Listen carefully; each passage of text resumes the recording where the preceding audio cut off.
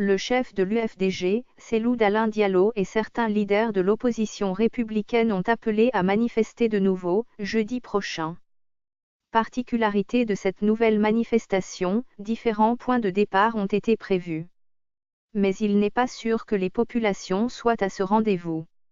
Le chef de l'opposition officielle ne se rend-il pas compte que ses militants sont fatigués de ce qu'il qualifie de marches inutiles. Depuis fin septembre dernier, du fait de la grève menée par le SLEG, syndicat libre des enseignants et chercheurs de Guinée, notre pays vit une grave crise sociale à laquelle, commentent certains, l'UFDG et ses acolytes semblent vouloir se coller pour faire des revendications. Réunis jeudi dernier au siège du parti de Cellou Dalein Diallo, chef de file de l'opposition officielle, cette frange de parti politique a décidé d'organiser une conférence de presse mardi prochain et, 2 jours plus tard, occuper différents points de Conakry en vue de tenir une marche avec pour lieu de ralliement l'esplanade du Palais du Peuple, à la porte de Kaloum, quartier administratif de la capitale. Le problème, estiment des analystes, c'est que l'UFDG et ses partenaires politiques, comme le leur a conseillé Makanra, leur ancien compagnon, doivent changer de stratégie. D'ailleurs, avant ce dernier, Sidia Touré, président de l'UFR, l'avait également estimé. Ces marches, même si elles ne se soldaient pas par des morts et des blessés, sont maintenant improductives. C'est plus les militants et sympathisants de l'UFDG qui en souffrent, car ce sont leurs activités qui sont perturbées à l'occasion des marches et après, c'est dans leur quartier que la troupe fait ses descentes punitives. Tournez la page. Pour eux, marcher pour chercher à faire changer des résultats des communales de février dernier est inutile. Car, le 8 août dernier, ils se sont fait de nouveau rouler facilement par Alpha Condé à l'occasion d'accords qui ont fait sauter leur coalition. Il faut tourner cette page et s'investir dans l'organisation des futures échéances électorales. Dans certains milieux de l'UFDG, certains souhaitent qu'au lieu d'aller se faire rouler par Alpha, il faudrait plutôt mettre sur pied une stratégie basée sur des conférences portant sur des programmes de développement dans tous les domaines. C'est ce qui intéresse les gens.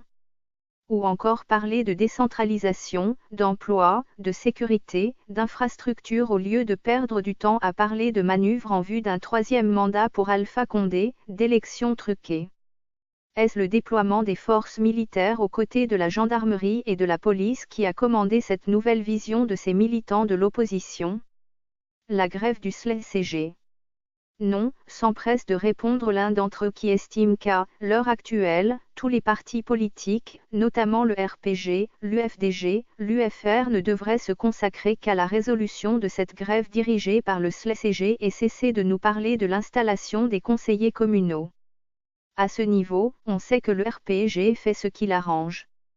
Pour lui, cette grève touche directement la quasi-totalité des familles de ce pays. À commencer par celle des gendarmes, des policiers, des militaires.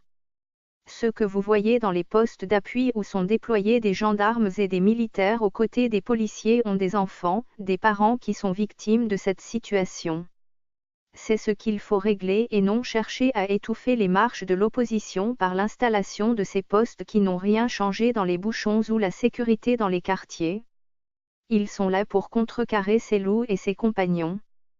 Quand ça chauffe ici, dans le reste de la ville, même juste à côté Kipé, Nogo, Kaporo ou encore Aviation, ça roule sans problème. Le pouvoir est en train de créer une situation dangereuse dans nos quartiers dits de l'opposition qui deviennent des volcans dont l'irruption sera catastrophique pour le pays. Une colombe. Pour eux, le SLEG doit accepter de retourner autour de la table de négociation et ne pas refuser la présence d'autres syndicats de l'éducation, de l'enseignement et de la recherche scientifique.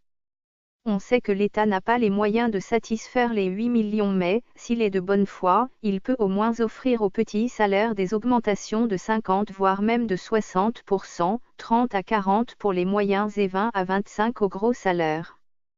À cette occasion, exiger que l'entente soit minimalement de 3 années et une rectification du calendrier scolaire actuel afin de rattraper le temps perdu.